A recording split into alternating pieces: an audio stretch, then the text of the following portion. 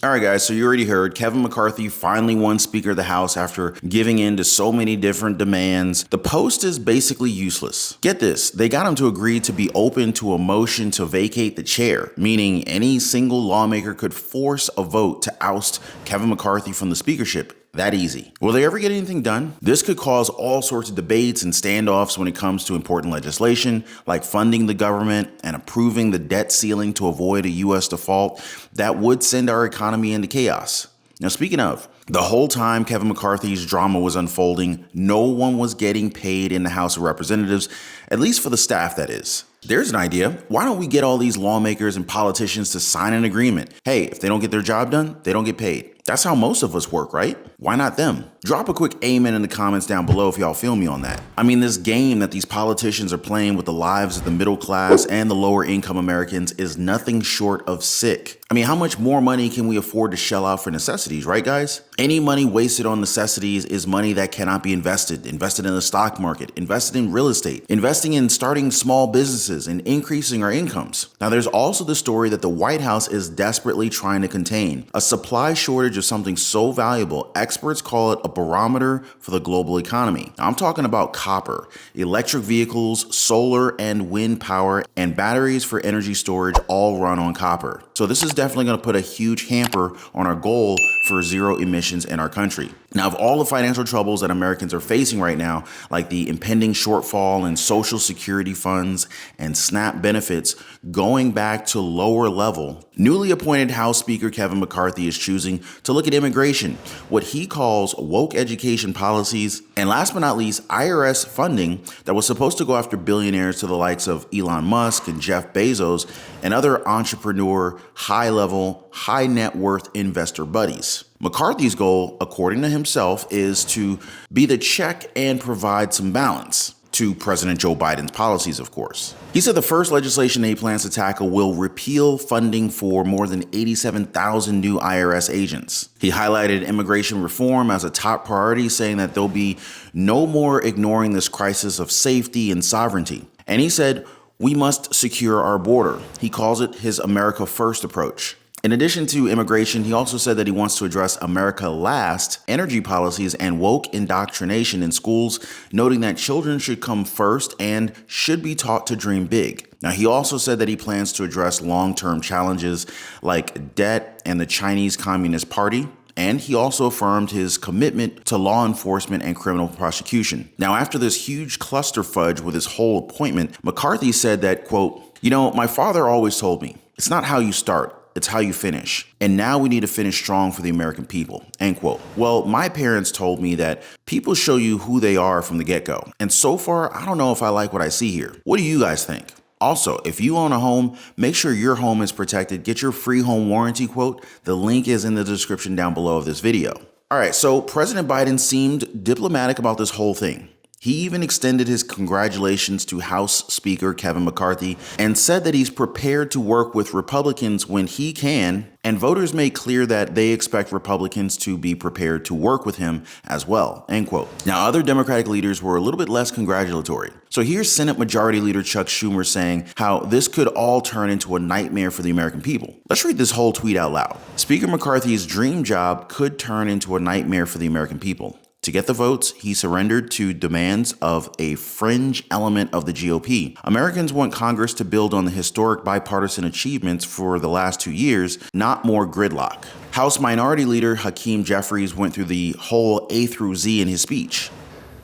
We'll always put American values over autocracy, benevolence over bigotry, the Constitution over the cult, democracy over demagogues, economic opportunity over extremism, freedom over fascism, governing over gaslighting, hopefulness over hatred, inclusion over isolation, justice over judicial overreach, knowledge over kangaroo courts, liberty over limitation, maturity over Mar-a-Lago, normalcy over negativity, opportunity over obstruction, people over politics, quality of life issues over QAnon, reason over racism, substance over slander, triumph over tyranny, understanding over ugliness, voting rights over voter suppression,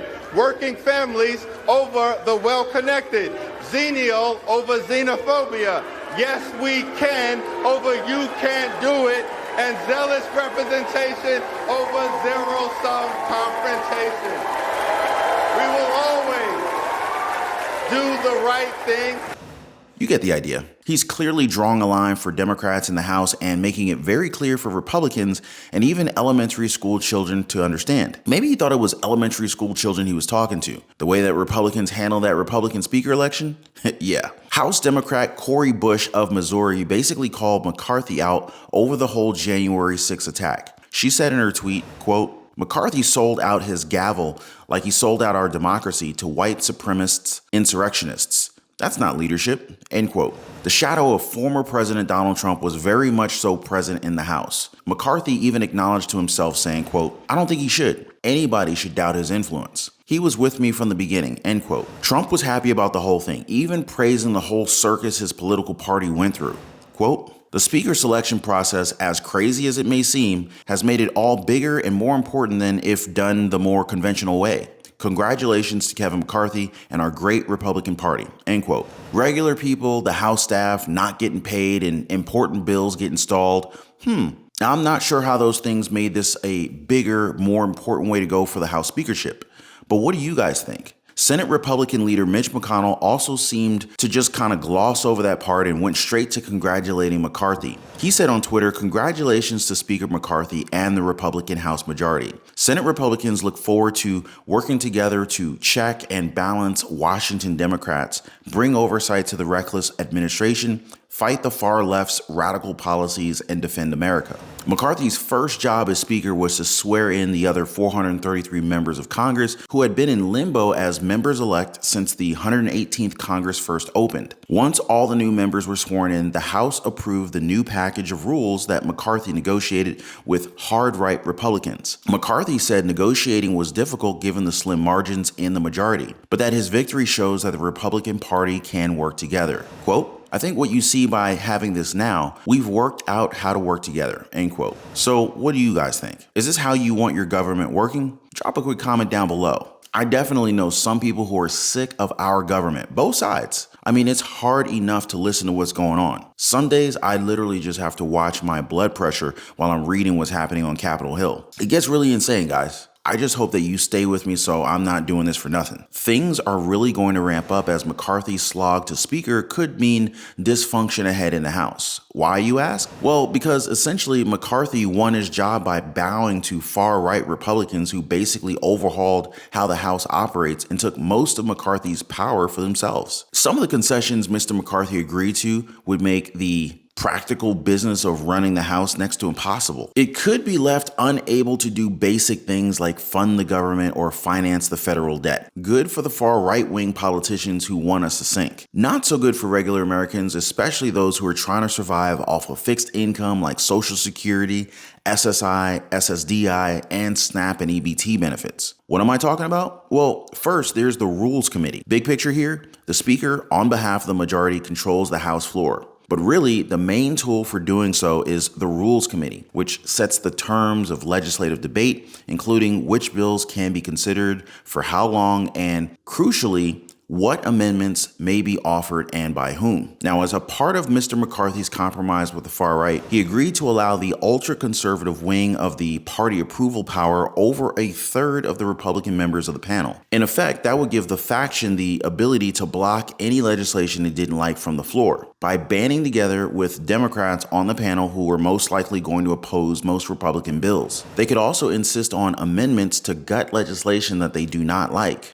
so that they can rig the process to make it more difficult to pass. That could be particularly dangerous for spending bills and any legislation to raise the federal debt limit. What happens when these important bills get stalled? The government shuts down, something that we saw during Trump's presidency. And if it can't increase the debt ceiling, the government could very well reach its first ever debt default. And not to exaggerate, but a debt default, it could mean chaos for the entire country and working class Americans. Estimates say that defaulting on national debt would wipe out as many as 6 million jobs and erase $15 trillion in household wealth. And we're not talking about the hypothetical wealth from stocks like, from the likes of Elon Musk and Jeff Bezos. We're talking about actual cash flow that could potentially be cut with layoffs and interest rate hikes on everything from business loans to your credit cards. Some are even warning that they're already starting to move in on Social Security and Medicare, and not in a good way, folks. Republicans also extracted a promise from Mr. McCarthy that any measure to raise the cap on borrowing to finance the federal debt, it would be accompanied by fiscal reforms, including deep spending cuts, possibly including Social Security and Medicare. Supposedly, McCarthy, as Speaker, has broad power over the floor, including decisions over what motions can be considered and which members are recognized. But the right-wing faction basically kneecapped Mr. McCarthy by securing a provision that would let them call for a motion to vacate the chair. Just to be clear, it allows any single lawmaker to force a vote that would oust the Speaker. Its existence helped earlier generations of the House Freedom Caucus pressure former Speaker John A. Boehner of Ohio to leave his office in 2015 under threat of removal. It also hung ominously over the head of Paul D. Ryan of Wisconsin, his successor as Speaker. Former Speaker Nancy Pelosi of California eliminated that procedural threat when she reclaimed the gavel in 2019. Its resurrection now means that Mr. McCarthy could be removed instantly if he ever pissed any hard right factions off. I can't believe that anyone in their right mind would vote again for Biden or any of these other politicians after what they've done to the American people and to our country. This is unbelievable. Now, one more thing that they're trying to hide from us, this copper shortage that could derail our whole economy. Some of Wall Street's biggest banks have suggested that a combination of short-term supply tightness and long-term energy transition-related demand will push prices for the red metal north from here. An all-electric future depends very heavily on copper, and if we ever want to hit our goal of net zero emissions by 2050, we better pay attention. Electric vehicles, solar, and wind power, not to mention energy storage, they all run on copper. An EV requires 2.5 times as much copper as an internal combustion engine vehicle. Meanwhile, solar and offshore wind, they need 2 times and 5 times respectively. More copper per megawatt of installed capacity than power generated using natural gas or even coal. And it's not as simple as building new mines. A new copper mine takes 16 years on average to get off the ground. That would take 2 presidents at least to really focus on this shortage. With the way that things are going right now, this could possibly mean a whole new geopolitical order. Demand for metals and minerals that fuel our future